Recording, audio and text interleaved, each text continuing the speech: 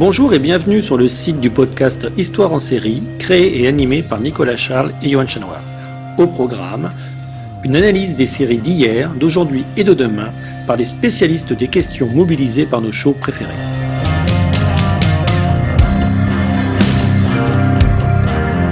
Histoire en série, c'est le podcast qui met en relation histoire, sciences humaines et séries.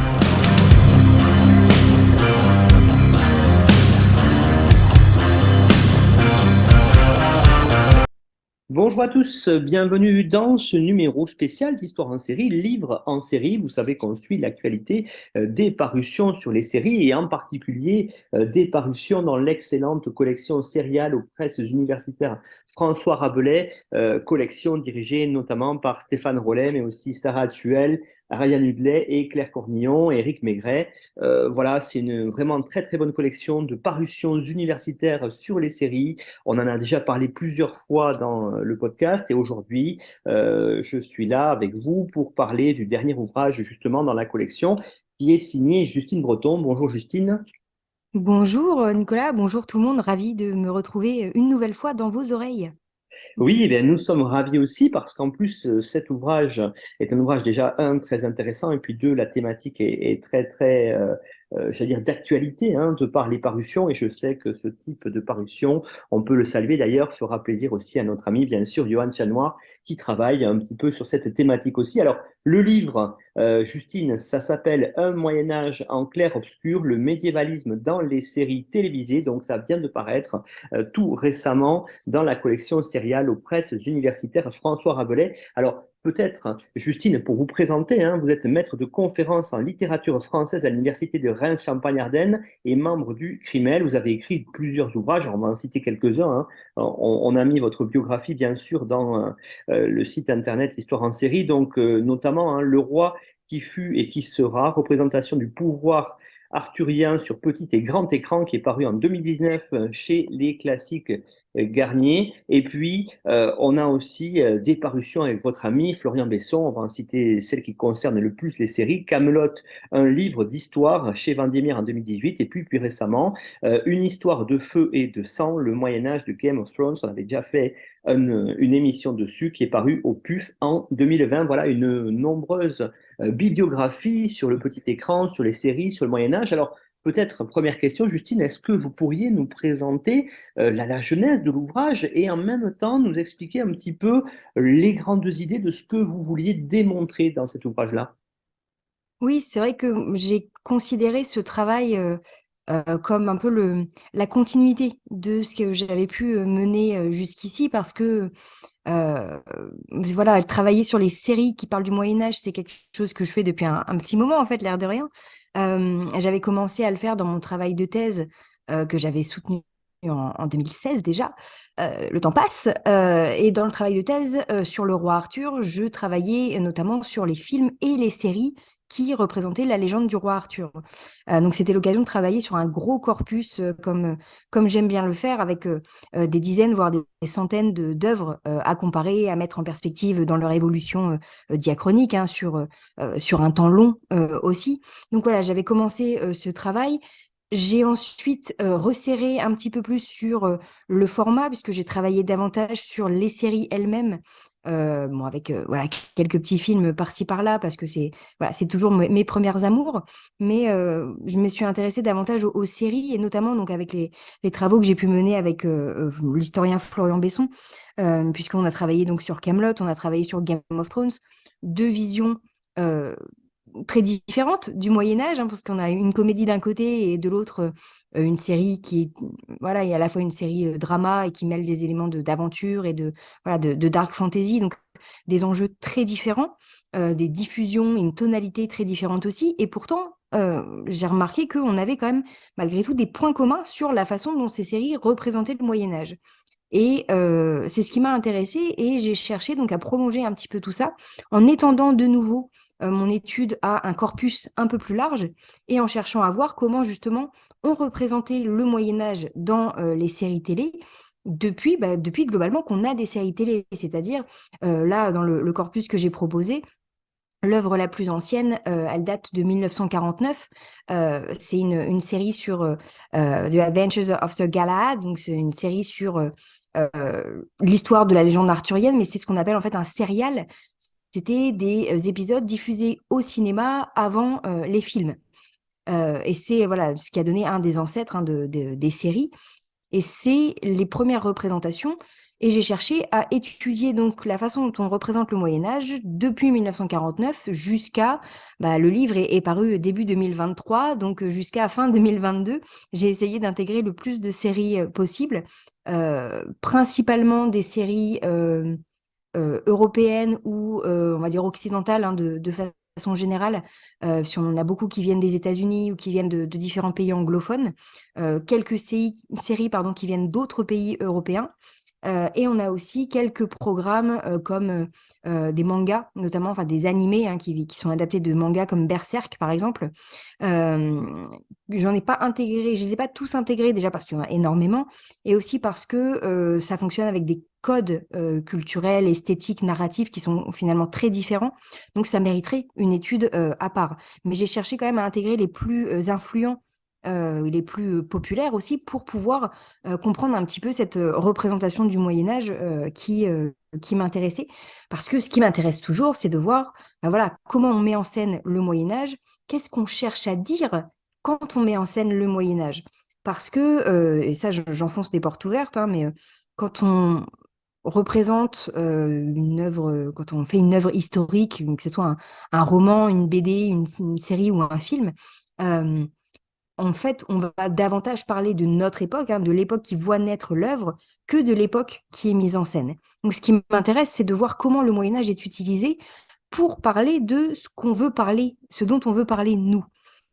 Et c'est ce décalage, ce regard qu'on porte sur la période et en retour ce qu'on représente de la période dit de nous qui m'intéresse. Donc, c'était l'occasion d'approfondir un petit peu tout ça.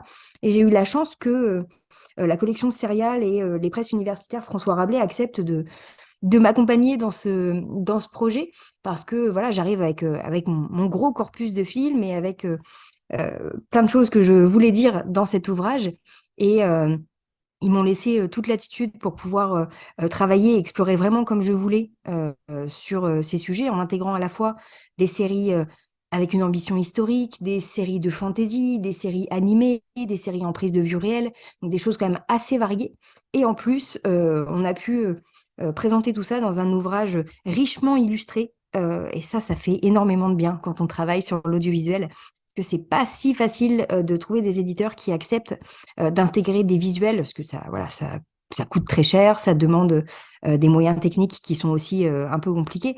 Donc voilà, j'étais ravie d'avoir cette opportunité pour faire, j'espère en tout cas, un bon travail, un travail approfondi, et en plus présenté d'une façon agréable et qui j'espère plaira en tout cas aux lectrices et aux lecteurs.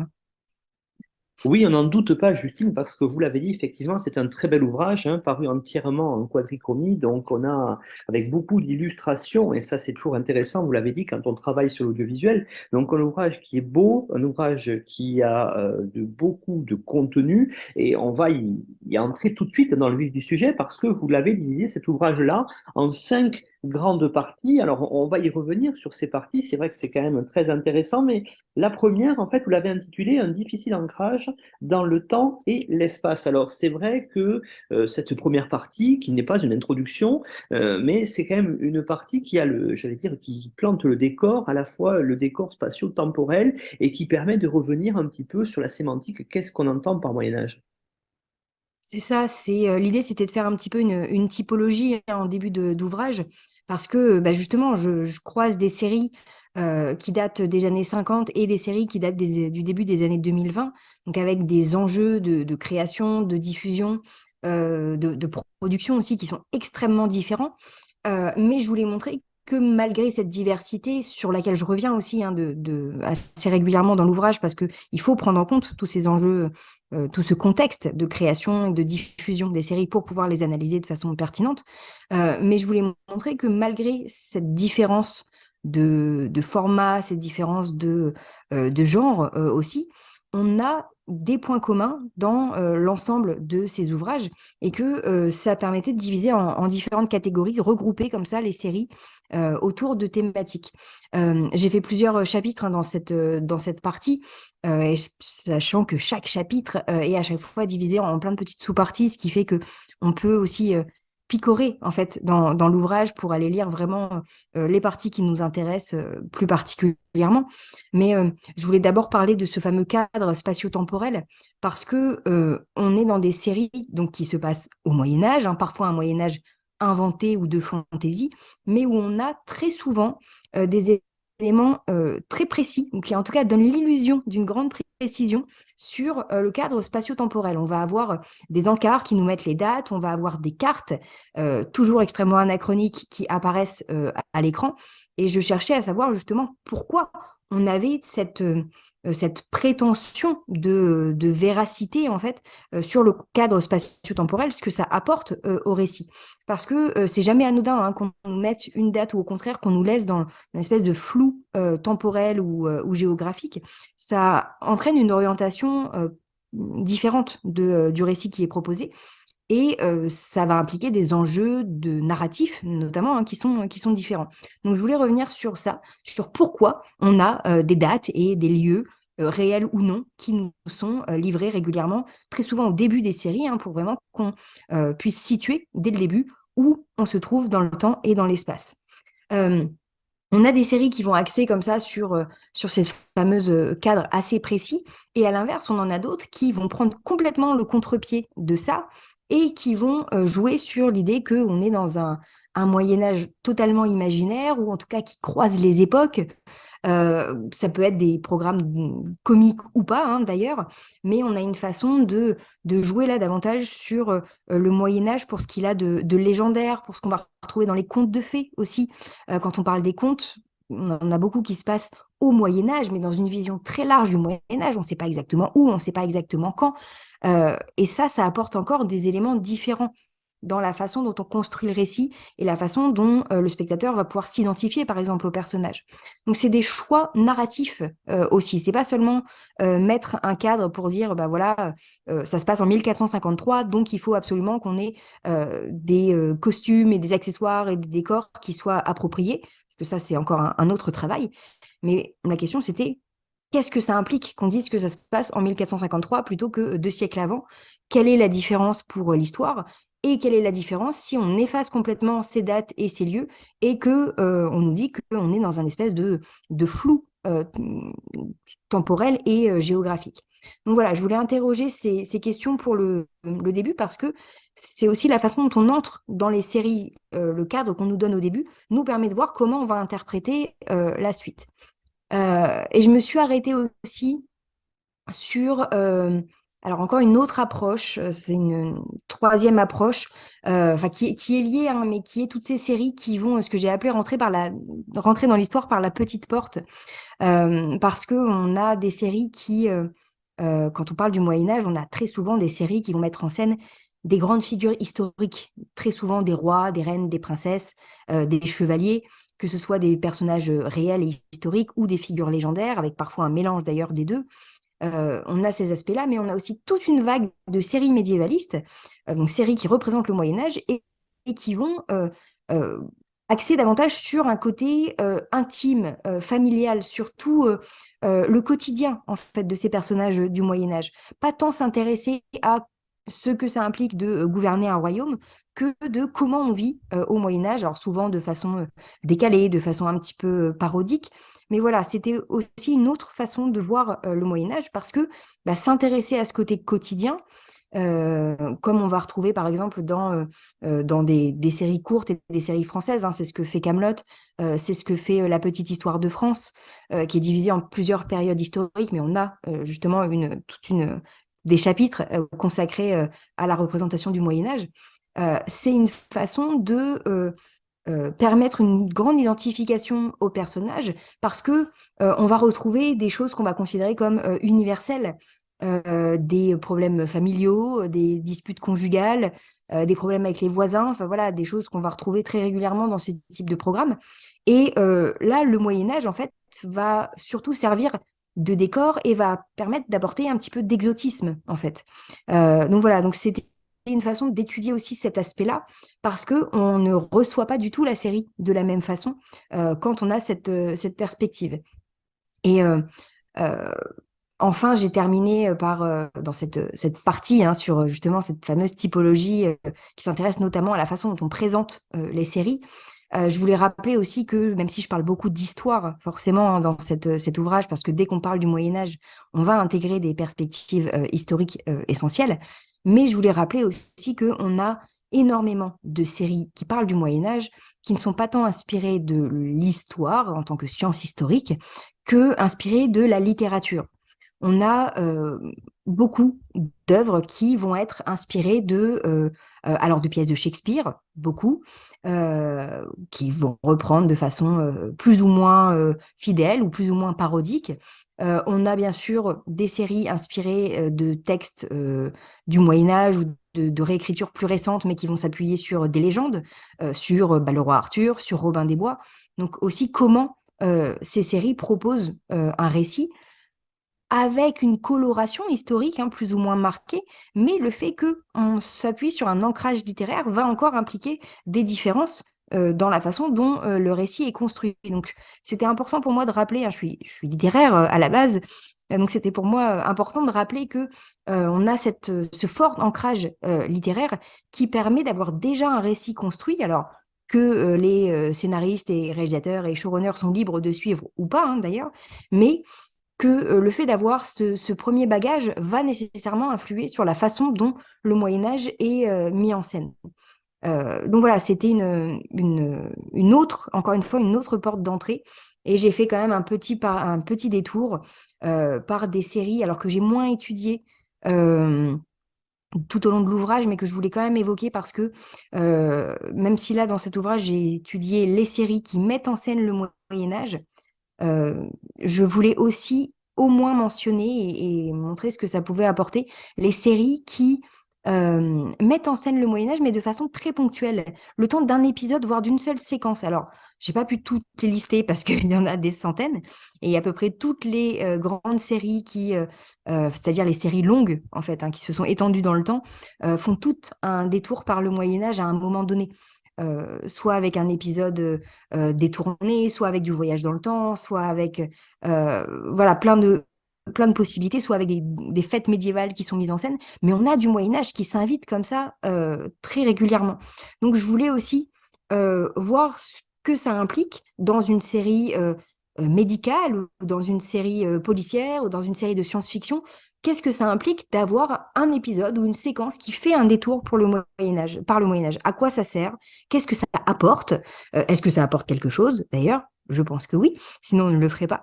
Mais voilà, c'était aussi l'occasion de rappeler que moi, je m'intéresse aux séries qui représentent le Moyen-Âge sur l'ensemble de leur narration, mais que finalement, on a énormément de séries qui, de temps en temps, vont intégrer aussi le Moyen-Âge parce que c'est quelque chose qui fait vendre, c'est quelque chose qui apporte de l'exotisme, qui permet des costumes assez sympas, soyons honnêtes, et que donc ça va enrichir leur propre narration. Donc c'était l'occasion aussi voilà, d'évoquer toutes ces séries que on pourrait s'étonner que je parle de Doctor Who ou de Doctor House, tant qu'on est dans les docteurs, ou de How I Met Your Mother. Voilà, on pourrait s'étonner de voir ces séries-là dans un livre qui parle du Moyen-Âge. Et pourtant, toutes ces séries-là ont fait un détour par le Moyen-Âge. Effectivement, votre corpus est très large, Justine, et ça c'est très intéressant parce que ça permet aussi, et c'est ce qu'on voit bien dans votre deuxième partie, qui est intitulée Portraits médiévaux, ça permet de brosser le portrait de beaucoup de personnages, en les regroupant bien sûr par ce qu'on aurait pu appeler ce fameux tripartisme moyenâgeux avec noblesse, clergé, et puis le troisième ordre, le tiers état. C'est vrai que c'est intéressant parce que ça vous permet, et ça, moi, j'ai trouvé que c'est un des points forts du livre, de revenir sur comment, vous l'avez dit, on voit selon les époques et les personnages, et voir ainsi leur évolution. Parce que ce Moyen-Âge-là, comment on le filme, c'est pas la même chose dans Thierry Lafronde que dans les séries plus actuelles. Et ça, vous le montrez très bien. Merci beaucoup. Non, c'est vrai que je pense que les séries Alors voilà, une grande richesse, une grande diversité, mais c'est vrai que parmi les angles primordiaux, j'ai envie de dire, dans les séries, il y a à la fois leur étendue, hein, le fait qu'on ait un récit long, construit sur un temps long, parfois sur plusieurs années, donc ce qui apporte aussi quelque chose à la façon dont on construit un récit. Et l'autre angle d'entrée, l'autre intérêt pour moi des séries, c'est la place des personnages. Encore une fois, hein, j'enfonce un peu des portes ouvertes dans ce point de départ, mais je pense que c'était important de s'arrêter sur quels sont les personnages qu'on met en scène dans les séries, parce que bah, justement, hein, notamment quand on prend tous les premiers temps de ces séries médiévalistes, elles sont centrées sur des personnages qui donnent même leur titre régulièrement aux séries. Donc là, on évoquait Thierry Lafronde, mais en fait, il y en a énormément. On va avoir des séries donc sur Robin des Bois, sur Guillaume Tell, sur Ivanhoé, sur même Vic le Viking, un dessin animé pour enfants. On va retrouver ça après, une série sur Merlin, une série sur Cadfael. Voilà, c'est des séries centrées sur un personnage. Alors, très souvent, un personnage d'homme, très souvent également un combattant ou un personnage noble. En tout cas, on a quelques exceptions qui apparaissent au fur et à mesure. Mais on a ce point de départ qui est le personnage avec là un masculin qui est pas anodin. Donc on va avoir une façon de construire des intrigues en fait d'abord autour de personnages. Ça, c'est quelque chose qui est pas propre à la représentation du Moyen Âge. C'est ce qu'on va avoir très souvent dans les séries. Mais ce que ça implique pour les séries médiévalistes, c'est de savoir sur quel personnage on va focaliser notre attention. Et en fait, la figure principale dans les séries médiévalistes, d'abord, ce sont les figures de nobles. Donc les rois, un petit peu les reines et les princesses, statistiquement qui sont moins nombreuses, ou en tout cas moins mises en avant. Les rois et les chevaliers, en fait, ou les templiers, vont être les figures primordiales de ce corpus. Et à l'inverse, c'est cohérent hein, au sens où la littérature médiévale va être énormément aussi axée sur ces figures, ces fameux 1%, hein, si on veut comparer avec des termes plus contemporains. Mais cette littérature médiévale, les romans de chevalerie vont être aussi centrés sur ces figures de la noblesse. Donc là, on a une continuité avec la littérature du Moyen Âge. Mais à l'inverse, alors qu'au Moyen Âge, que ce soit dans les récits ou dans la société, les sociétés médiévales, le clergé, enfin l'Église et les religions de façon générale occupent une place primordiale hein, qui régissent vraiment le quotidien. À l'inverse, dans les séries, le clergé disparaît presque totalement, va impliquer une représentation très biaisée déjà et très manichéenne. Globalement, hein, on a d'un côté le gentil moine qui va aider les héros, hein, sur le modèle de Frère Tuck, globalement, dans tous les récits autour de Robin des Bois. Le gentil moine qui aide et qui, généralement, n'est pas très à cheval hein, sur les règles de ces ordres religieux. Et à l'inverse, on va avoir le méchant évêque, c'est-à-dire les représentants de l'institution chrétienne, mais beaucoup plus élevés dans la hiérarchie, qui, eux, généralement, vont être des personnages corrompus et avides de richesse et qui vont mettre des bâtons dans les roues des héros. Donc, on a deux visions en fait très caricaturales, mais qui reviennent très régulièrement. Donc, la question, c'était aussi de voir comment ces personnages sont intégrés dans les récits, ce que ça implique sur la façon dont on conçoit le Moyen-Âge aussi. Donc, voilà, on parlait des trois ordres. On retrouve la noblesse, enfin, la chevalerie notamment, on retrouve donc très peu le clergé, et j'aurais été bien en peine de faire en fait tout un chapitre sur le peuple, parce que le peuple est le grand absent des séries médiévalistes. On a quelques personnages, généralement qui servent de décor, hein, quelques personnages de paysans. Tout ce qui est administration, tout ce qui est artisanat disparaît presque totalement, à quelques rares exceptions près. Et voilà, c'était la question aussi d'interroger ça. Pourquoi ce qui représente en fait l'immense majorité de la population médiévale disparaît presque totalement de nos représentations? Qu'est-ce que ça veut dire sur la façon dont on conçoit hein, justement cette période et la façon dont on conçoit le travail aussi aujourd'hui? Parce que ça implique, voilà, ça implique des perspectives que je trouve assez fascinantes. Mais à l'inverse, alors que les séries vont donc réorganiser complètement hein, ce système des trois ordres pour axer en priorité sur la noblesse. À l'inverse, on a aussi d'autres figures un peu plus marginales qui vont être mises en avant dans les séries. Et ça, c'est quelque chose qui est assez intéressant dans les séries médiévalistes.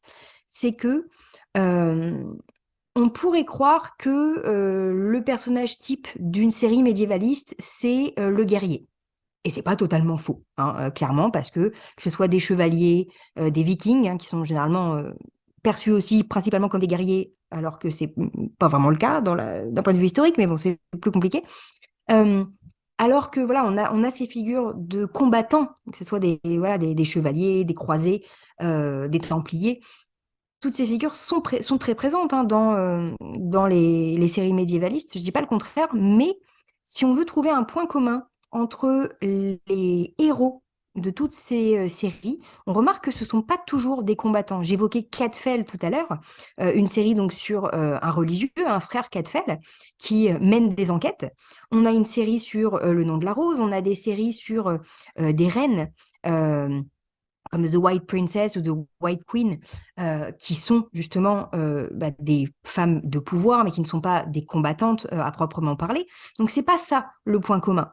Ce qui va être intéressant dans les séries médiévalistes, c'est que le héros est toujours, le héros ou l'héroïne, hein, d'ailleurs, c'est toujours un personnage d'entre-deux, une figure un peu marginale, c'est-à-dire qui ne correspond pas tout à fait à la société de son époque, qui ne correspond pas tout à fait, qui ne trouve pas vraiment sa place dans la société médiévale telle qu'elle est mise en scène, et qui donc va chercher à faire évoluer la société médiévale vers quelque chose d'autre.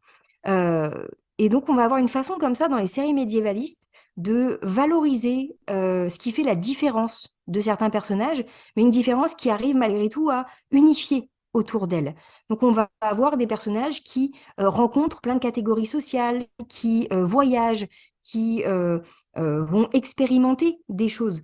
Et c'est ça qui va être vraiment le point commun entre ces différents personnages. C'est pas tant le fait qu'ils combattent à l'épée, même si ça reste quelque chose de prédominant, c'est davantage le fait que le héros, c'est celui qui va chercher en fait, à sortir du Moyen-Âge. Et c'est ça qui est assez fascinant. Le personnage le plus héroïque dans les séries médiévalistes, c'est celui qui refuse de se contenter du Moyen-Âge. Alors là encore, il y a beaucoup de choses à dire sur ce sujet et j'en parle pas mal, mais c'était une façon d'analyser les séries par le prisme des personnages. Et on voit que, encore une fois, ça dit beaucoup de choses à la fois sur le Moyen-Âge et sur la façon dont nous, actuellement, concevons la période. Oui, c'est vrai, cette répartition-là, c'est une répartition qui évolue dans le temps, et d'ailleurs, c'est aussi une évolution historiographique, c'est tout à fait normal. Mais votre ouvrage est aussi, et on va revenir sur l'historiographie dans la partie suivante, mais la troisième partie, on voit bien que vous êtes d'ailleurs enseignante, hein, en littérature, puisque c'est une partie beaucoup plus littéraire qui est centrée sur le récit, sur comment on met en récit, et ça, c'est très intéressant parce que ça montre aussi comment on écrit justement les séries. Oui, c'est ça, c'est comment on écrit les séries. Euh, et alors, c'est marrant, c'est que moi, j'ai l'impression que c'est la partie la plus historique de l'ouvrage, au sens où, bon, oui, bien sûr, hein, je m'intéresse à la façon dont les récits sont construits, mais en les remettant toujours dans la perspective de leur cadre de création, dans leur contexte. Donc là, c'était l'occasion de mettre en perspective un petit peu la création de ces séries et de faire répondre à la fois la façon dont le récit est construit et le cadre qui voit naître ces récits. Parce qu'en fait, on voit une évolution, j'ai appelé cette partie complexifier les récits, parce que à mesure que les séries médiévalistes ont connu de plus en plus de succès, jusqu'à ce qu'on connaît actuellement, et à mesure que les séries, de façon générale, et pas que les séries médiévalistes, se sont développées, en proposant davantage de personnages, davantage de récits croisés, d'arcs narratifs croisés, etc. Comment ça a influé sur la façon dont on représentait la période. Et ça a été l'occasion de voir que on est passé d'un modèle de chevalier solitaire qui vit des aventures que j'ai appelées interchangeables parce que voilà, il va vivre une aventure dans l'épisode 1 et une autre aventure dans l'épisode 2 qui n'a aucun rapport et une autre aventure encore dans l'épisode 3 et qui n'a encore aucun rapport, avec très peu de fils conducteurs. voilà, avec quelque chose qui est très peu feuilletonnant, mais qui va permettre de retrouver des personnages assez figés tous les soirs ou toutes les semaines pour créer un petit peu cette fidélisation. Donc, on passe de ce modèle-là, centré sur généralement un héros qui va toujours vivre des aventures absolument palpitantes et sauver plein de gens et tuer beaucoup d'ennemis. On passe de ce modèle-là à un modèle, alors, plus complexe parce que plus lourd aussi à gérer. On va retrouver plus de personnages, des intrigues beaucoup plus feuilletonnantes, c'est-à-dire que si vous loupez 1 ou 2 épisodes, bon courage pour rattraper et pour comprendre ce qui s'est passé.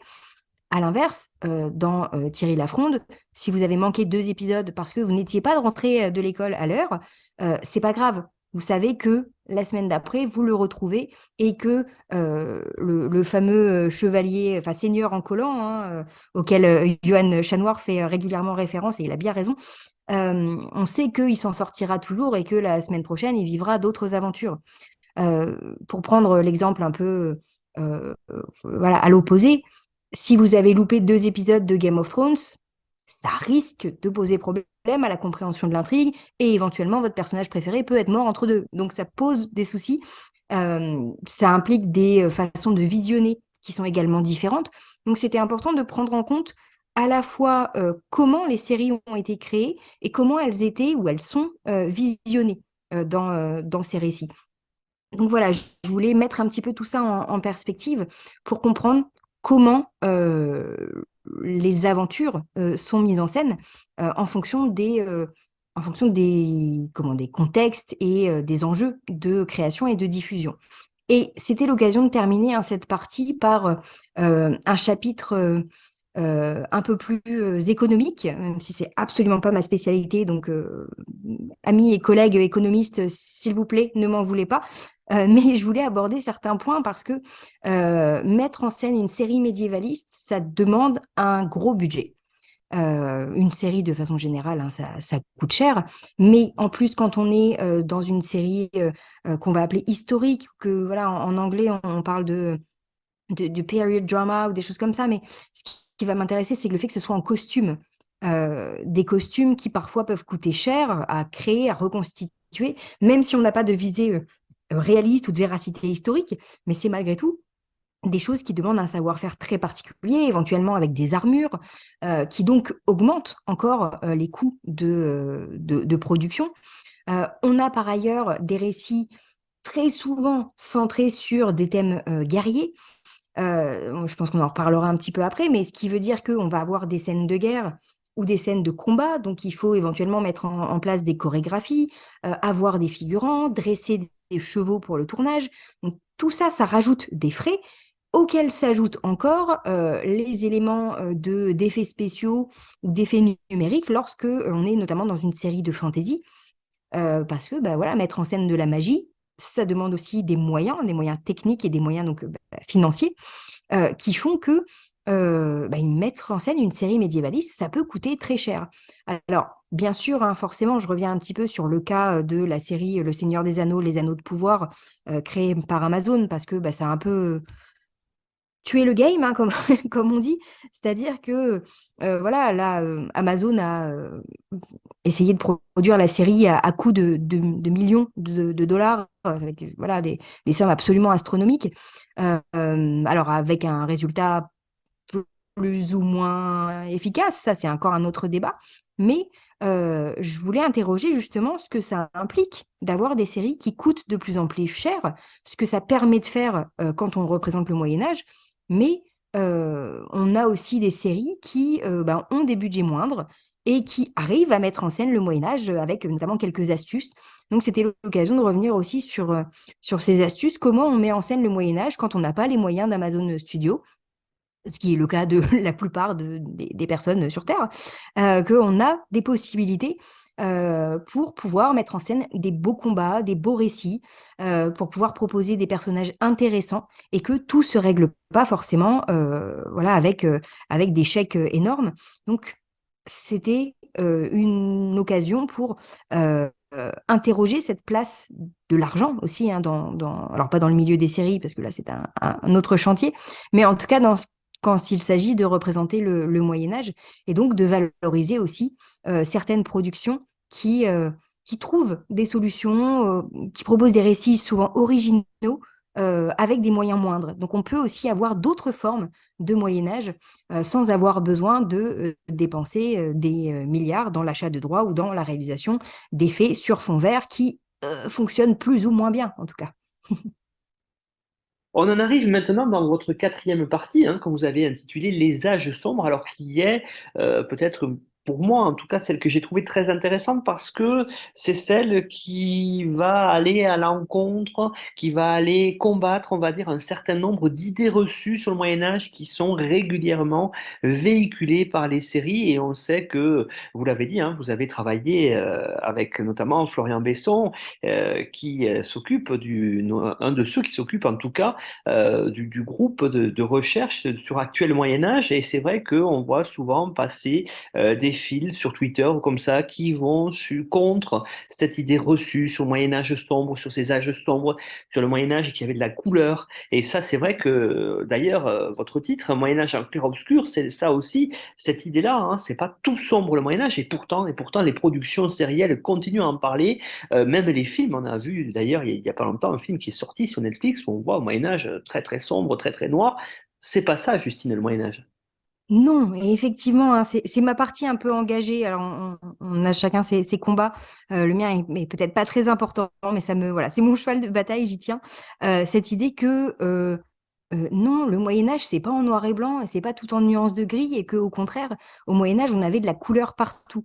Et c'était aussi, voilà, pour ça que c'est une question esthétique, mais c'est plus que ça, parce que généralement, on représente le Moyen Âge en teinte de gris, ce qui va avec toute une atmosphère et avec des thématiques qui vont être privilégiées.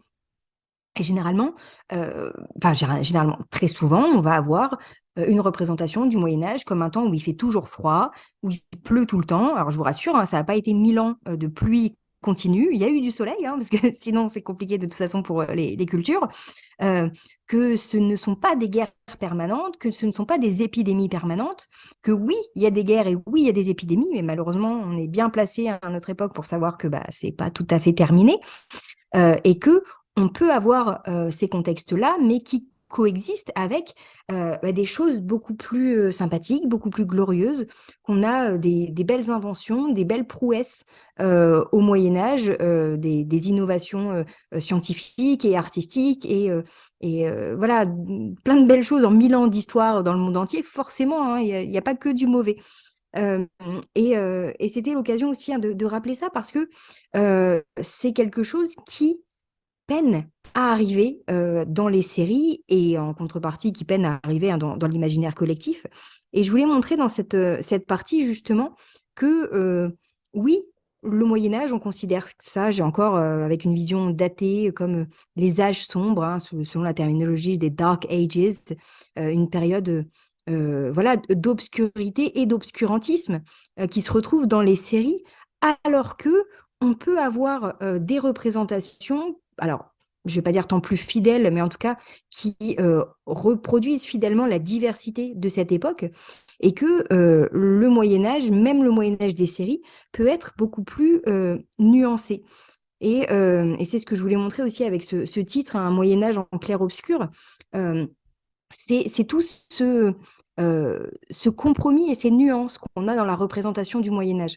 Parce que c'est une période qu'on va considérer comme sombre, dans tous les sens du terme, mais qui va être ponctuellement, hein, ça et là, marquée par des touches de couleurs vives, des touches de lumière qui vont apporter aussi un autre éclairage, littéralement, sur la période.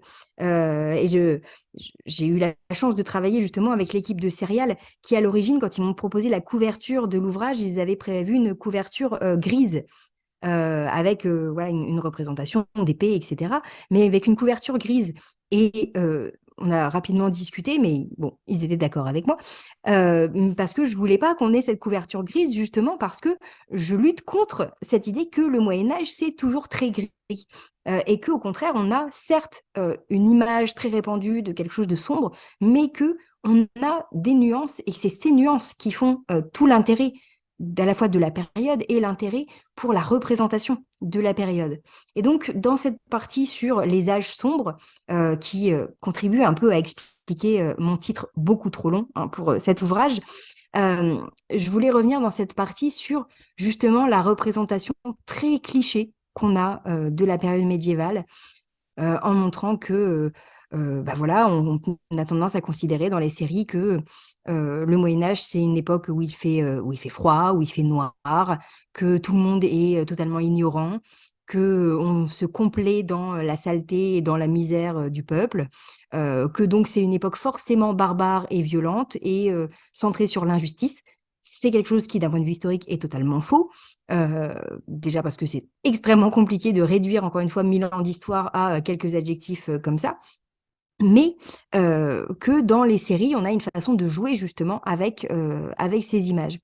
Euh, et on a ces ambiances, ces atmosphères très sombres qui sont aussi à la fois expliquées et entretenues par le fait que dans les séries sur le Moyen Âge, on a une prédominance des thèmes guerriers, et une présence quasi constante de la mort, que ce soit la mort par les maladies ou la mort justement par les combats ou par différentes injustices ou par la sorcellerie, enfin toutes ces représentations. Mais ces thématiques sont très régulièrement entretenues, d'ailleurs dans les séries comiques comme dans les séries dramatiques, ce qui est aussi intéressant. Mais ça en soi, c'est jamais un problème de toute façon. Ce qui peut en tout cas devenir problématique, c'est que ce côté très sombre et violent et barbare est généralement, enfin, est parfois employé comme un argument pour souligner un pseudo-réalisme des séries qui mettent en scène le Moyen Âge. C'est-à-dire qu'on a parfois dans des arguments marketing et dans des séries récentes et moins récentes, comme quoi c'est quelque chose qui n'est pas nouveau, l'idée que pour mettre en scène le Moyen-Âge, il faut forcément de la violence. De la violence parce qu'on a des personnages qui sont tout le temps armés d'une épée, mais aussi une violence sociale fondée sur l'injustice, sur le fait que les femmes n'ont pas le droit à la parole ou des choses comme ça. Or, voilà, on a suffisamment de travaux en histoire qui nous montrent que c'est pas du tout le cas et que, encore une fois, c'est beaucoup plus complexe et beaucoup plus, j'ai envie de dire, progressiste que ce qu'on croit souvent, le Moyen-Âge. Mais la question, c'est justement, qu'est-ce que cette représentation veut dire, pas tant sur la période, encore une fois, mais veut dire de nous, comment nous, on est, et qu'est-ce que ça veut dire de nous si on considère que le Moyen-Âge est forcément une période barbare. Qu'est-ce qu'on cherche à transmettre avec ça? Donc, c'était l'occasion d'interroger tout ça sur les questions de violence, les questions de normes sociales aussi, parce que on a parfois des discours, alors en art ou en politique ou ailleurs, des discours qui vont considérer le Moyen-Âge comme une période soit justement violente et barbare, soit une période un peu voilà, perçue de façon un peu nostalgique avec l'idée que bon, c'était mieux avant. C'était mieux avant, à une époque où chacun connaissait sa place et où on avait voilà, des rôles, même des rôles genrés bien définis. On sait aussi que c'est pas si simple et que, je passe mon temps à dire que le Moyen-Âge, c'était pas si sombre que ça, mais malgré tout, je préfère clairement vivre à notre époque, et pas que parce que maintenant on a Internet, il y a beaucoup de choses, mais c'était l'occasion de nuancer, encore une fois, ces questions de représentation. Le but, c'est pas de prendre les séries et de lister des anachronismes et de dire ça c'est vrai, ça c'est pas vrai, ça aurait aucune pertinence, et puis une fois qu'on a dit ça, voilà, ça mène pas à grand-chose, d'autant que là, j'ai étudié des séries de fiction. On n'est pas sur des documentaires. Le but, c'est de raconter des histoires, de faire rêver, de faire peur, mais donc de transmettre des émotions principalement. Mais la question, c'était de voir comment justement ces récits qui sont construits dans les séries permettent de proposer des choses qui peuvent paraître clichés quand on les regarde en surface, quand on les regarde voilà, très rapidement. Mais dès qu'on approfondit un petit peu, on se rend compte que dans ces séries-là, on a aussi beaucoup de nuances. Des nuances qu'on a tendance à oublier par moment. Et c'est bien dommage parce que c'est un gros corpus avec des perspectives très différentes, mais qui permettent de voir aussi différentes facettes du Moyen-Âge. Donc, c'était l'occasion d'aborder ce fameux cliché des âges sombres en montrant que voilà, il y a des représentations négatives, il y a des représentations plus positives de la période, mais comment on construit des récits, comment on construit une narration à partir de ces représentations, et ce que ça dit, encore une fois, pas tant des médiévaux que de nous. Qu'est-ce que ça dit qu'on multiplie encore et encore et encore les récits sur un Moyen-Âge sombre où tout le monde meurt à coups d'épée et où tout le monde règle ses problèmes à coups d'épée. Qu'est-ce que ça veut dire, cette fascination qu'on a pour cette vision bien spécifique de la période? Et là, alors c'est un gros chapitre, hein, je pense, au sens où il y avait beaucoup de choses à dire. Je ne suis pas sûre d'avoir fait le tour entièrement de la question encore, parce qu'il fallait bien conclure au bout d'un moment cet ouvrage. Mais voilà, je pense que c'est une question qui mérite encore d'être approfondie parce que chaque nouvelle série qui apparaît interroge, encore une fois, d'une nouvelle façon, ces questions de représentation et de la façon dont on conçoit la période médiévale.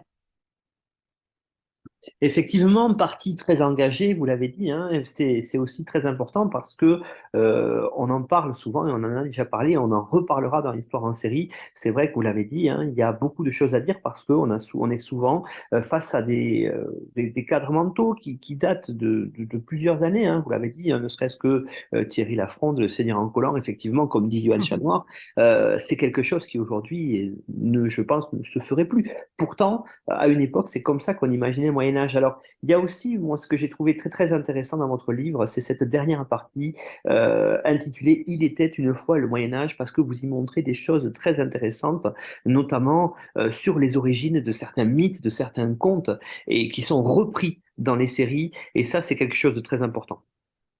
Oui, parce que et c'est une partie qui doit beaucoup, alors aux travaux d'autres collègues, hein, mais je pense notamment aux travaux de Cécile Boulère et de Claire Bradford, qui ont travaillé sur la représentation du Moyen Âge et qui travaillent toujours d'ailleurs, sur la représentation du Moyen Âge, dans la littérature pour enfants, la littérature jeunesse, et de façon générale, les productions pour la jeunesse.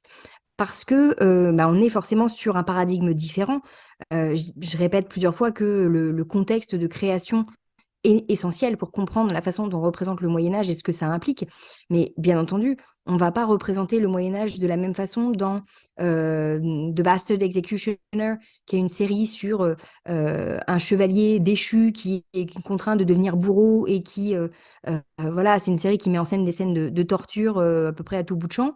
Donc on ne représente pas le Moyen Âge de la même façon dans cette série-là que dans une série comme Mon chevalier et moi, qui s'adresse à un jeune public, ou comme dans Malice à Sherwood, qui réécrit la légende de Robin des Bois en montrant les héros sous les traits de jeunes enfants. Forcément, c'est pas du tout la même perspective, donc c'est pas les mêmes thématiques, c'est pas les mêmes aventures qui sont mises en scène, et pourtant c'est tout aussi le Moyen Âge.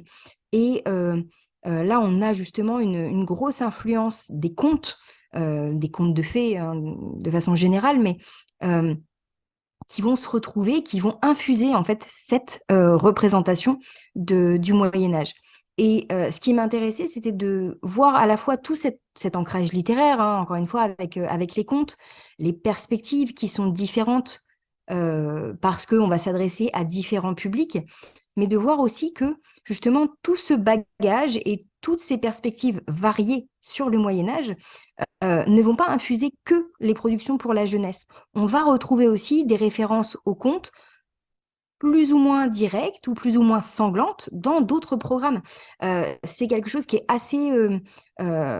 qui est fait de façon assez évidente, par exemple dans une série comme The Witcher, où on a, parce que c'est adapté de l'œuvre d'Andrzej Sapkowski, qui est un auteur polonais qui justement reprend des contes pour les détourner de façon voilà, toujours un petit peu cruelle dans son œuvre. Mais donc, on va retrouver ça dans une série qui pourtant s'adresse clairement à un public averti, où on a de la violence et de la représentation de la nudité frontale, etc. Mais on va avoir, malgré tout, toute cet ancrage féerique qui va venir se nouer dans des histoires beaucoup plus sombres. Et c'était une façon de montrer aussi que le Moyen-Âge, on l'associe très souvent forcément à l'histoire et encore une fois, aux têtes couronnées. Mais on n'a pas que ça, parce que le Moyen-Âge, c'est aussi le Moyen-Âge des contes, le Moyen-Âge des légendes, et qui fait tout autant partie de notre histoire et de notre histoire culturelle. Donc, c'est des éléments que je voulais pas négliger parce que, bah voilà, qu'on grandisse ou non avec ces séries médiévalistes, ça fait partie en fait d'éléments culturels qui vont infuser notre quotidien et notre façon donc de concevoir ensuite la période. Donc, c'était l'occasion de travailler sur ça. Montrer aussi que bah voilà, c'était l'occasion de donner des exemples et de montrer que le Moyen Âge, ça peut aussi être représenté comme des mondes, des sociétés pleines de couleurs, pleines de bons sentiments. Alors parfois de façon tout aussi caricaturale que peut l'être la violence excessive dans certains programmes.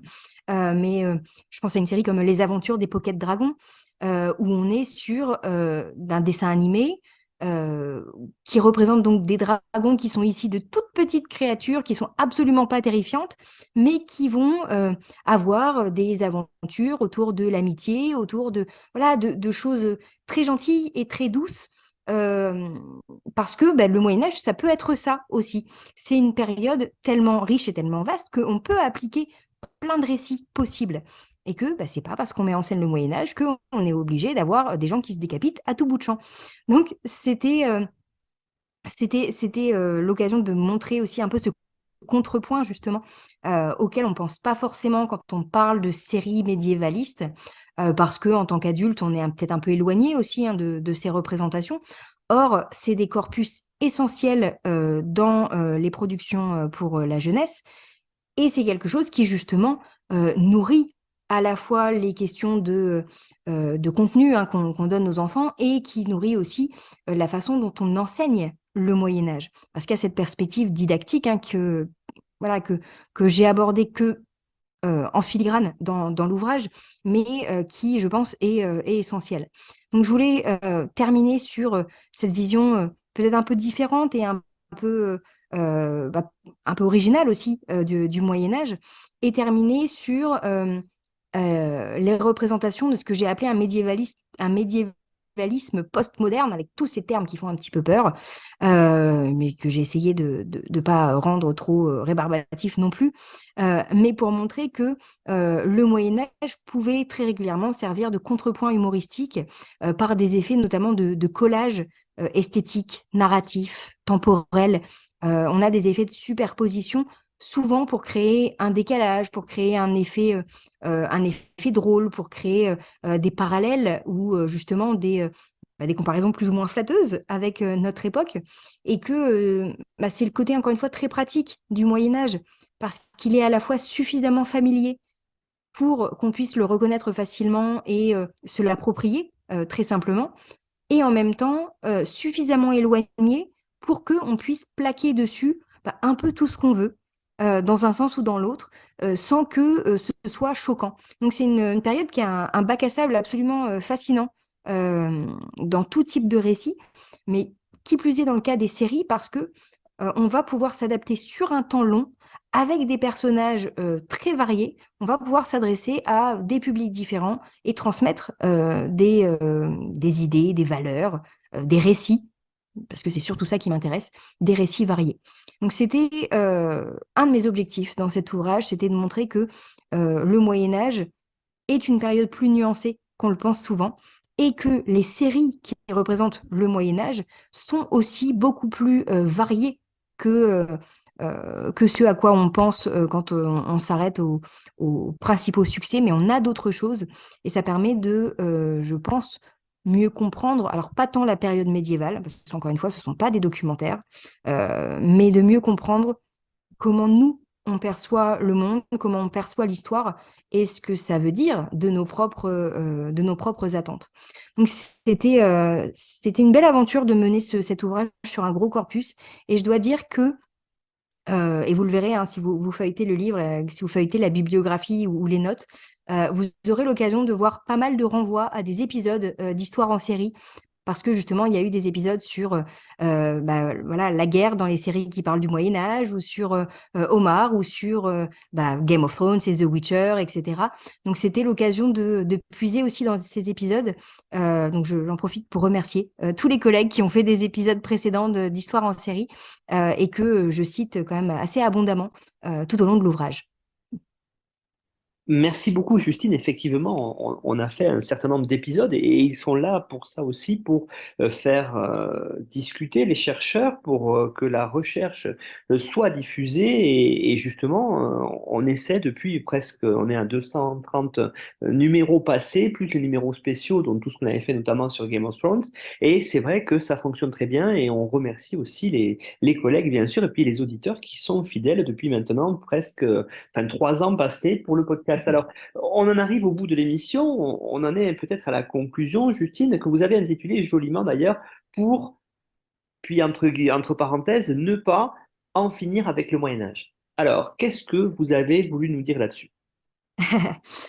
Oui, c'était une petite référence en fait à un ouvrage de Régine Pernoud qui s'appelle Pour en finir avec le Moyen Âge, qui date de 79 déjà maintenant, mais qui était une façon déjà de dire qu'il fallait aussi réhabiliter un petit peu la période médiévale avec ce terme en fait de Moyen Âge qui est déjà en fait très dévalorisant en soi. Donc voilà, je m'inscris dans une lignée qui n'est pas nouvelle du tout, mais qui pose la question de euh, comment on perçoit cette période et ce que ça veut dire de nous. Et j'ai intitulé donc cette conclusion pour en finir et ne pas en finir avec le Moyen Âge, parce que justement l'idée c'est que euh, bah, on a on a des productions qui, sans cesse, remettent le Moyen-Âge sur le devant de la scène, et ce qui, je dois avouer, m'arrange bien, parce que ça me donne beaucoup de travail et des choses absolument passionnantes à faire. Donc, ça, c'est absolument fabuleux. Euh, mais qu'on est sur des représentations qui tantôt entretiennent une image très négative et très stéréotypée sur la période, et tantôt viennent, alors, l'ébranler complètement, la déconstruire, voire simplement la fissurer de façon très discrète, mais qui apporte donc des perspectives différentes dans la façon dont on conçoit la période. Et donc, c'était voilà, un petit clin d'œil à cet ouvrage et à ces travaux, et de façon générale aux travaux qui sont menés par tous les chercheurs qui travaillent sur à la fois l'histoire médiévale et sur le médiévalisme, donc sur ces utilisations et ces représentations du Moyen Âge en dehors du Moyen Âge, parce que c'est un travail qui se construit très bien maintenant depuis une quarantaine d'années, mais qui permet de voir une évolution quand même dans la façon dont on conçoit la période, parce que nos propres enjeux, nos propres espoirs contemporains évoluent aussi. Donc le Moyen Âge, c'est toujours une période qui devient le reflet en fait de nos aspirations, ou un reflet opposé parfois, parce qu'on va mettre sur le dos du Moyen Âge tout ce qu'on ne veut pas voir à notre propre époque. Ça, c'est voilà, quelque chose qui se ressent énormément aussi dans les séries. Et cette conclusion voilà, qui est très rapide, mais était une petite opportunité pour rappeler que bah, la notion de Moyen Âge est quelque chose qui est plus complexe et plus justement en clair-obscur que ce qu'on veut bien voir très souvent, mais que comme les productions continuent à s'enchaîner et continuent à s'empiler pour représenter la période, ça construit petit à petit un tableau très varié de ces fameux 1000 ans d'histoire. Donc voilà, on a encore pas mal de travail pour comprendre à quoi ressemble le Moyen Âge, et surtout pour le faire comprendre. Mais ce sont des perspectives absolument intéressantes pour la suite, parce que voilà, ça nous éclaire à la fois sur notre histoire et sur ce qu'on est nous. Donc voilà, le Moyen Âge a encore beaucoup de choses à nous dire, je pense. Merci beaucoup Justine pour la présentation de votre excellent ouvrage. On rappelle le titre, donc Un Moyen-Âge en clair-obscur, le médiévalisme dans les séries télévisées qui vient de sortir en début 2023 aux presses universitaires François Rabelais dans la collection Serial. On l'a dit déjà, excellente collection pour tous les amateurs de séries. Ce sont des ouvrages universitaires mais qui sont très accessibles au public, hein. On le voit bien, vous l'avez dit, il y a des notes, il y a bien sûr une bibliographie, et puis moi j'ai beaucoup apprécié aussi votre petite chronologie, hein, des séries médiévalistes qui permettent à la fois de se remémorer un petit peu un certain nombre de séries, et puis d'ailleurs ça me motive pour faire d'autres émissions sur le Moyen Âge parce que on voit bien qu'on n'a pas encore, et on est loin de le faire, d'avoir fait le tour dans Histoire en série. Merci beaucoup Justine pour cette émission. Et puis, bonne continuation. Et puis, je pense qu'on se reverra bientôt pour d'autres séries de fantasy ou médiévalistes dans Histoire en série. Oui, avec plaisir. Hein, tant qu'il y a des belles créations qui continuent, je continuerai à venir vous embêter avec ça.